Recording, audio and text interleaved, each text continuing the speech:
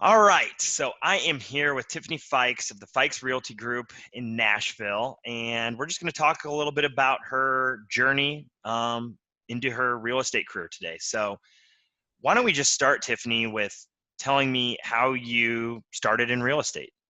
Yeah, so I actually went to film school and made documentaries for a few years. And my goal, though, my husband and I always wanted to work together, and he was a residential architect, and I was a filmmaker. And we spent a few years trying to figure out how we could make those paths cross, and it became apparent that they weren't going to cross. And if we wanted to truly live our dream of working together, one of us was going to have to make a switch. And he had gone out on his own, had his own residential practice going, and I had got to do a lot of cool things in production. I got to make my documentary. That was my idea. I got the funding, did all that. I got to walk a red carpet. I got to just have a lot of cool experiences in that field. And I loved helping him with what he was doing. And like most partnerships, I was strong where he was weak, and he was strong where I was weak. And so I could come in and handle kind of customer communication and customer service, marketing, all of that stuff for the architecture side of business. So Mhm. I jumped out of production and into real estate in 2007. And then the economy collapsed right after Yep. that. And about 6 months in, we'd lost all of our clients that he built up for years and had a full slate of projects that all just were gone. And we originally had a plan of we're going to do design, build, and sell. So we would be a one-stop shop for investors or homeowners if they wanted to, have a custom home, basically. Mhm. So we looked around and we said, okay, what are we going to do? We still want to do this. We still, we said, is this really what we want to do? Yes, this is really what we want to do. We looked at construction and we were like, that looks bad. That's not a good choice to get into now. And real estate, while it was not a great market at all, it hadn't fully collapsed yet. And we thought, well, I'll go get the real estate license while, since he's got the architecture license. Mhm. And I don't do things poorly. So I thought, it's slow. We'll just survive like we've been surviving, and I'll go learn real estate. And then when the market turns and recovers, then we'll be prime and, ready to go. And so I got my license in May of 2009 and had my first closing in June. And within 3 months, had closings every month and quickly escalated to 2 a month. Even as our real estate market in Nashville was plummeting, I was able to create business that we honestly didn't even think. I mean, we weren't expecting to have business. But I didn't have any bad habits. I wasn't a salesperson. I didn't know that, other agents could that it's kind of the way they approach it is like, well, we'll tell them what their house is worth, whatever they want, just so we can have a sign in the yard. And then we'll get the buyers from that. Like, I didn't know that. So I would come in and make people cry at their dining room table over what their home was worth. And then I wouldn't get the listing. And then it would sit on the market for 6 months. And then they would call me 6 months later when their listing expired. And they would say, you're the only one who told us the truth. And so we want to list our home with you. And got a reputation in a 2-year declining market that I actually sell houses. And so that's what built our business, was doing that, telling the truth and getting better at telling the truth, where I can still tell the truth now and get the listing and they don't have to sit on the market for 6 months.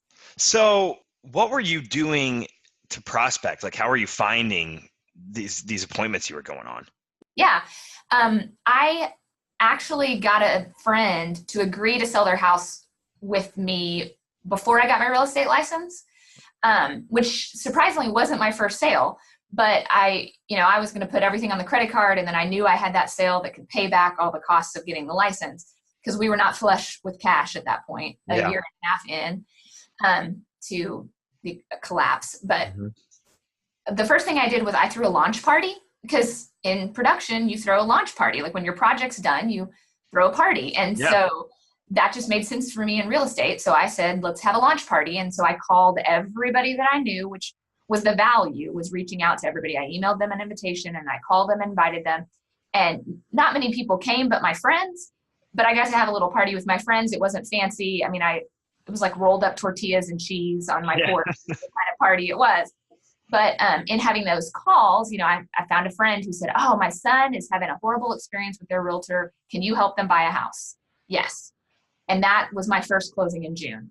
And like just skyrocketed from there, and just staying in touch with everybody. I had a very antiquated system, and I was just constantly in contact. Good. Yeah, we here at Viral like that. So Right. all right. So talk about the formation of you starting the team. Yeah. So, we had originally had this plan of our design, build, and all that. And in the collapse of the economy, we kind of took another look at it. And in getting into real estate, we said, man, I don't think that's what we want to do anymore, because this industry is so ripe for change, and not in a tech way, although, there is that too, but in a integrity and care, and like this transaction, there's so much tied up in it for people. It's transactional. It's their definition of home. It's just, we can make a huge impact in our city and community by investing in this industry, and we can make a difference in the industry. So that's why we decided to go kind of all in on real estate, and had too much business. And I was pregnant. We had adopted, and then I was pregnant, and I knew that I had a ticking time bomb and I needed help. And so that was kind of how our team started, was hiring an agent in 2010 was when we hired our first agent, and have just grown it since then. Okay. So what's your favorite part, I guess, of, like running the team and coaching the people on it and all that? My favorite part is definitely when it started out with the clients, when the clients could get what they wanted, or when they could see something that they couldn't see before. Because, with the design part of our business, I can walk into a house and say, oh yeah, like you can take out this wall, and Joshua can draw up a little sketch for them so that they can see what it is, so that they could see what the potential is in something that maybe others can't. And so now that translates into my team. When they get the potential of what their business can provide for them, or how the business can serve their family and their life, and it doesn't have to own you, and it can create whatever those dreams are, like that's what I love. That's cool.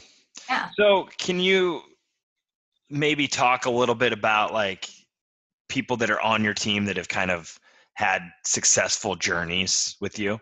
Yeah. We've got one guy. The first story that I always tell is he came out of the banking world. He lived in our farm, and he was considering getting into real estate.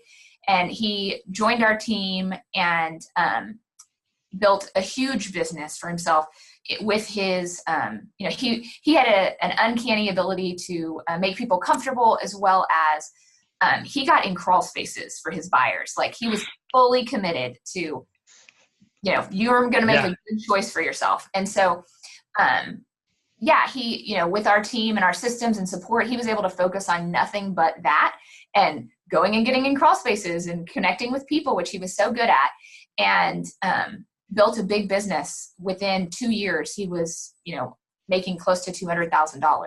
Oh, wow. And what that afforded him, his end goal was not to be a realtor forever. He wanted to travel with his family.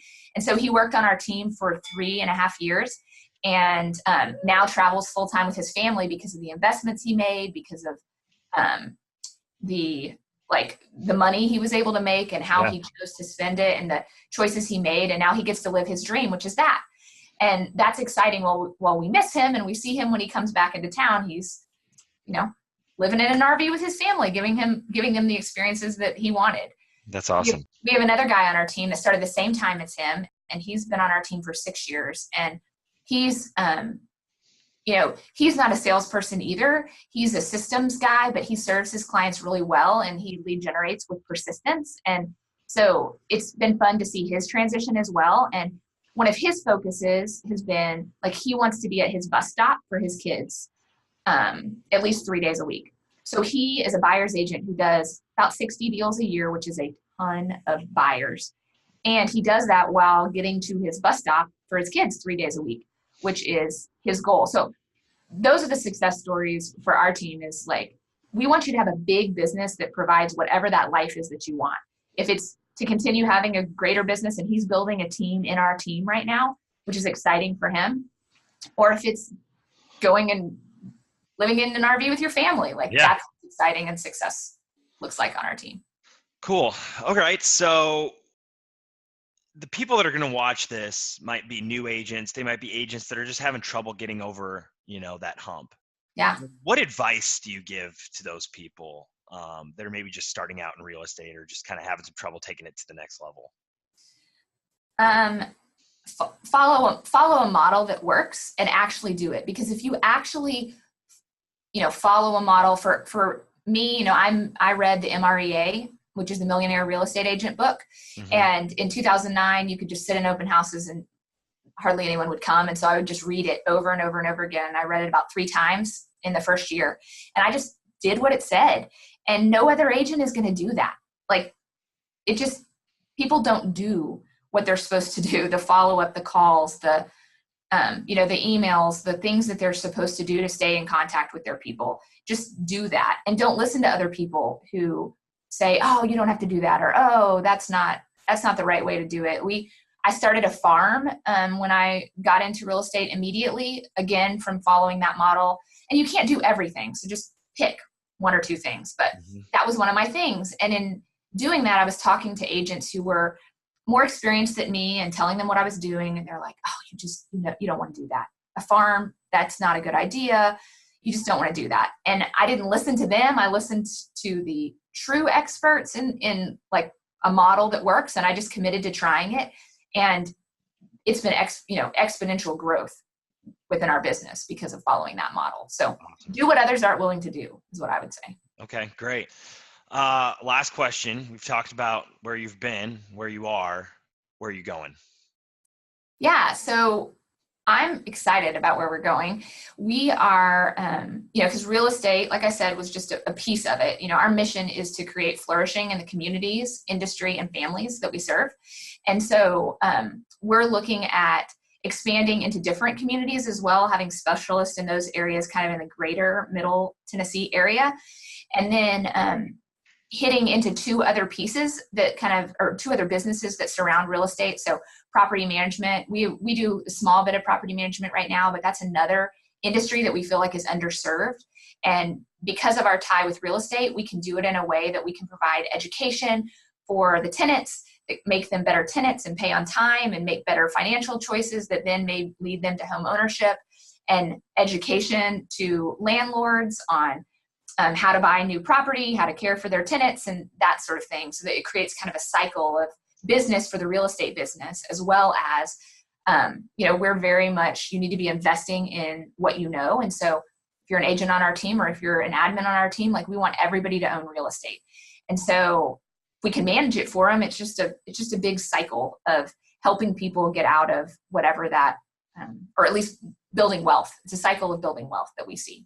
And then the second thing is education. We want to make sure that our industry is flourishing. And that means not just educating our clients and the tenants and the landlords and the buyers and the sellers, but, educating real estate agents so that they can be better at what they do as well.